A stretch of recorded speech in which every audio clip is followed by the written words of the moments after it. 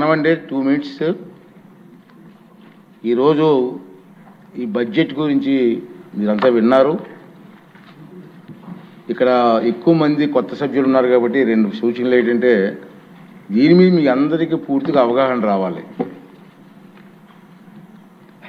ఈ కష్టకాలంలో నేను చాలా బడ్జెట్లు చూసాం, చాలామంది సీనియర్ నాయకులు ఉన్నారు, చాలా బడ్జెట్లు చూసాం. ఈ కష్టకాలంలో చంద్రబాబు నాయుడు గారు, పవన్ కళ్యాణ్ గారు ఇద్దరు కలిసి నాయకత్వంలో ఒక మంచి బడ్జెట్ని ప్రవేశపెట్టారు.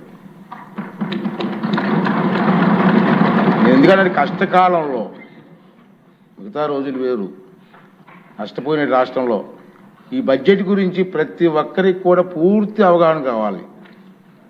ఇక 2 రోజులు టైం ఉంది మనకి. రేపు ఎల్లుండి కూడా సెలవు ఇస్తున్నాం. మళ్ళీ మండే వస్తాం మనం. 3 days దీని మీద డిస్కషన్ ఉంటుంది. మీరు ఏదో మాట్లాడడం కోసం కాదు, మీకు అవగాహనతో, పూర్తి అవగాహనతో ఈ సబ్జెక్టు మీద మీరు ఇక్కడ డిస్కస్ చేయాలి. దానికోసం మీరు ప్రయత్నం చేయండి. మనందరం కలిసి నష్టపోయిన రాష్ట్రాన్ని కాపాడడం కోసం ముఖ్యమంత్రి గారికి, ఉప ముఖ్యమంత్రి గారికి మన అందరం కూడా అండగా ఉండి ఈ రాష్ట్రాన్ని కాపాడుకోవాల్సిన బాధ్యత మన అందరి మీద ఉందని మాత్రం మర్చిపోవద్దు.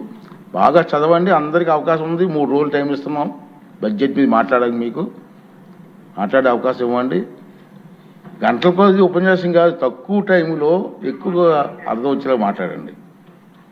అందరికీ అవకాశం వస్తుంది కాబట్టి అది మనం చేయాలని. తర్వాత మీకు ఈ బడ్జెట్ తాలూకు పత్రాలన్నీ కూడా పెన్ డ్రైవ్లో కూడా ఏర్పాటు చేస్తాం, మీకు సప్లై చేసి ఉంటారు. పెన్ డ్రైవ్ కూడా మనం.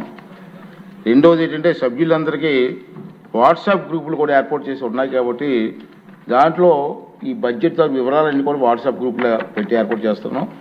మీరు ఈ 2 days హాలిడేస్లో క్షుణ్ణంగా చదివి, నేను కూడా ఇది చదవడం కాదు, అసెంబ్లీలో మాట్లాడడం కాదు, అసెంబ్లీ అయిన తర్వాత బయట కూడా మీ కాన్స్టిట్యున్సీల్లో సరళమైన భాష ప్రజలకు అర్థమయ్యే విధంగా ఈ బడ్జెట్ గురించి మీరు చెప్పవలసిన బాధ్యత మనందరి మీద ఉందని చెప్పి కూడా ఈ సందర్భంలో మీకు మనం చేస్తున్నానండి.